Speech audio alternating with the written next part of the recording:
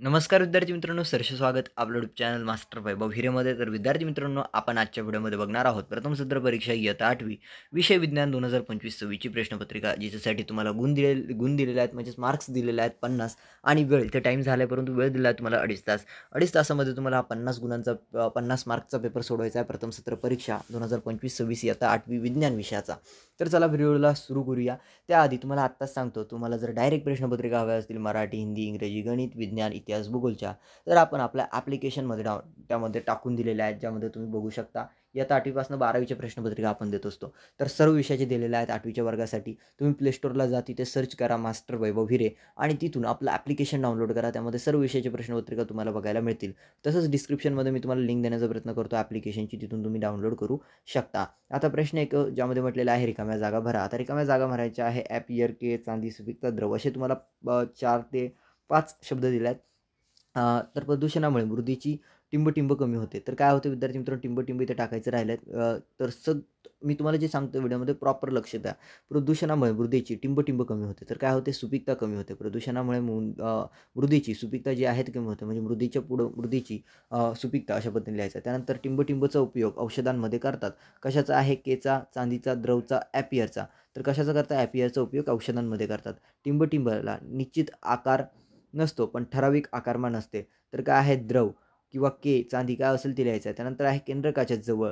टिंब हे कवच असते. तर कोणते कवच असते विद्यार्थी मित्रांनो, कोणतं कवच असतं, ॲपियर, के, चांदी जे असेल ते तुम्हाला लिहायचं आहे. फक्त मी तुम्हाला सांगतो प्रदूषणामुळे टिंब कमी होते.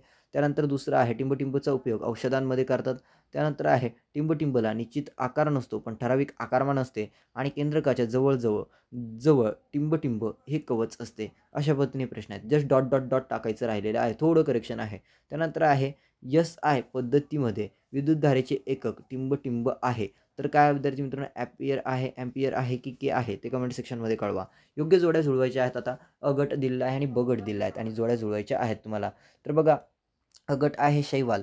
ओके, त्यामध्ये आहे कॉलरा, त्यानंतर हेक्टोपास्कल, त्यानंतर आहे न्यूट्रॉन आणि उत्तर लिहायचे आहेत ब गटच्या समोर. म्हणजे फक्त इथे लिहायचे आहेत. ब गटमध्ये आहे वातावरणीय दाब, शैवाल, कॉलरा, हेक्टोन आणि न्यूट्रॉन. तर काय वातावरणीय दाब, उदासीन, क्लोरेला, ब्युरो कॉलरी अशा पद्धतीने दिलेला आहे. त्यानंतर आहे प्रश्न 2 चुकी बरोबर ते लिहायचं आहे. अणु हा विद्युतदृष्ट्या उदासीन असतो.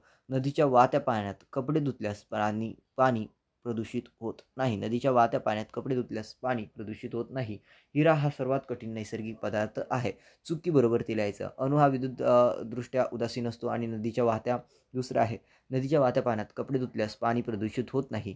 तुम्हाला काय चुकी बरोबर ते लिहायचं आहे. हे चूक आहे ना, नदीच्या वाहत्या पाण्यात जर कपडे धुतल्यास पाणी काय प्रदूषित होत नाही का? होतं, पाणी प्रदूषित होतं. त्यानंतर हिरा हा सर्वात कठीण नैसर्गिक पदार्थ आहे. चुकी बरोबर फक्त एवढं लिहायचं आहे. चुकी बरोबर त्याच्यासमोर लिहून टाका. त्यानंतर गटातील वेगळा शब्द ओळखायचा आहे. दूध, लिंबू रस, कार्बन आणि स्टील वेगळा घटक असेल तो ओळखा. त्यानंतर आहे सोने, चांदी, लोखंड, हिरा. गटातील वेगळा शब्द जो आहे तो ओळखायचा आहे. त्यानंतर आहे युरेनियम, गंधक, थोरियम, प्लॅटिनियम. तर फक्त त्याच्यातील वेगळा घटक ओळखायचा आहे. मी कोण आहे, आता मी कोण आहे ते सांगायचं आहे. मी आहे मास्टर वैभव. ओके, मला केंद्रक प्रद्रव्य पटल किंवा पेशी अंगके नसतात. तर कोण आहे मी सांगा. त्यानंतर आहे मी माझ्यासारखी प्रकृती निर्माण करतो. कोण असेल कमेंट सेक्शनमध्ये कळवा आणि उत्तर देखील लिहा. दाब म्हणजे काय, दाब काढण्याचे सूत्र लिहा. दाब म्हणजे काय आहे आणि ते काढण्याचे सूत्र काय आहे ते लिहायचे आहे. What is made by pressure and let me know the formula of the pressure in the comment section. त्यानंतर आहे प्रश्न 3 ज्यामध्ये आहे खालील प्रश्नांची उत्तर लिहा. कोणती 6 प्रश्नांची उत्तर लिहायची आहे. आम्ल पाऊस कशास म्हणतात. Okay, what is made by acidic rain. धातुदृश्य मूलद्रव्यांची 2 नावे लिहा. त्यानंतर द्रावण कशास म्हणतात. त्यानंतर द्राव्याच्या विविध अवस्था कोणत्या. मूलद्रव्यांची संयुजा म्हणजे काय. हायड्रोजनच्या समस्थानिकांची नावे लिहा. अणू कशास म्हणतात. आता आहे विद्यार्थी मित्रांनो, फरक स्पष्ट करा, फरक लिहा. आता कोणतेही 2 फरक लिहायचे आहेत. धातू आणि अधातू यामधील कोणती 2 फरक लिहा. इथे 4 दिले आहेत. तुम्ही 2 लिहिले तरी मार्क मिळणार, पण 4 लिहिले तर अगदी उत्तम, चांगले मार्क्स तुम्हाला मिळतील.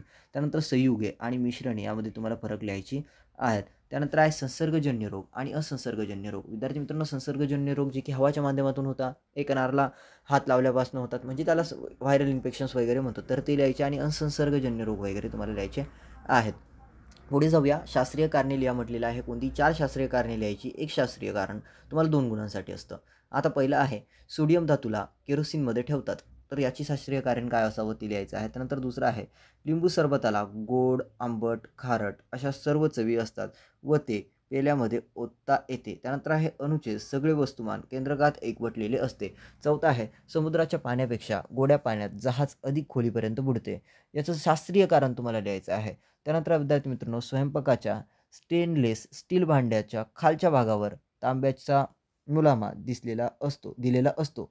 तर याचं शास्त्रीय कारण म्हणजे या 5 यांपैकी कोणते 4 यांचं शास्त्रीय कारण लिहा, 8 गुण तुम्हाला मिळून जातील. त्यानंतर आहे ब मध्ये तुम्हाला विद्युत घंटेची सुबक व नामनिर्देशित आकृती काढा. विद्युत घंटेची विद्यार्थी मित्रांनो सुबक व नामनिर्देशित आकृती तुम्हाला काढायची आहे. प्रश्न 5 टिपा म्हटलेला आहे. कोणती 3 टिपा लिहायच्या आहेत. 6 गुणांसाठी आहे. 1 टिप तुम्हाला 2 गुणांसाठी.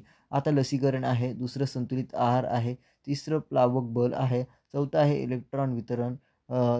त्यानंतर विद्यार्थी मित्रांनो ओके अशा पद्धतीने आहे तुम्हाला व्याख्या लिहा म्हटलेलं आहे. कोणती 2 व्याख्या तुम्हाला लिहायच्या आहेत विद्यार्थी मित्रांनो. प्रदूषणची व्याख्या लिहा, शरणची व्याख्या लिहा किंवा जडत्व याची तुम्ही व्याख्या लिहू शकता. कोणत्याही 2 व्याख्या लिहा, तुम्हाला गुण इथे मिळून जातील.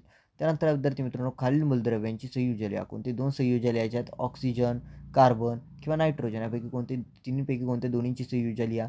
तुम्हाला मार्क्स इथे मिळून जातील. तर विद्यार्थी मित्रांनो ही होती प्रथम सत्र परीक्षा इयत्ता 8वी विषय विज्ञानची प्रश्नपत्रिका. काही प्रश्न असेल कमेंट सेक्शनमध्ये विचारा. परिपूर्ण मदत करण्याचा तुम्हाला मी प्रयत्न करेल, उत्तरे देण्याचा प्रयत्न करेल. ज्याही विद्यार्थ्यांना व्हिडिओ आवडलेला असेल प्लीज व्हिडिओला लाईक आणि चॅनलला सबस्क्राईब करा. ऑल नोटिफिकेशनवरती सेट करा.